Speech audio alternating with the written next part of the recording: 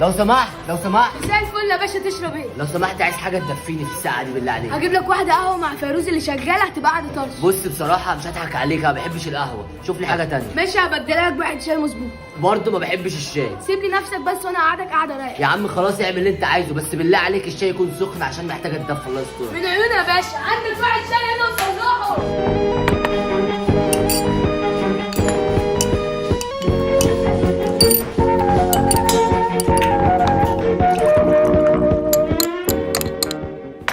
احلى واحد شاي لاحلى باشا.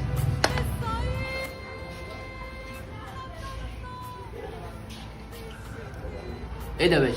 ايه؟ هو ايه اللي ايه يا عم؟ انا مش طالب ايس كريم، انا طالب شاي. طب ما انت شايف ايدك اهو يا عم ولا ايه؟ ايوه صاحبي في شاي معاك اهو. انا صاحبي الشاي زي الفل. انت طلعت منين يا عم انت اساسا؟ ده شاي، ده تلج يا تلج. باشا اعمل لك ايه من مسافه ما صبيتها لك لغايه هنا اتجمدت، اعمل لك ايه طب انا؟ ايوه يعمل لك ايه هو صح؟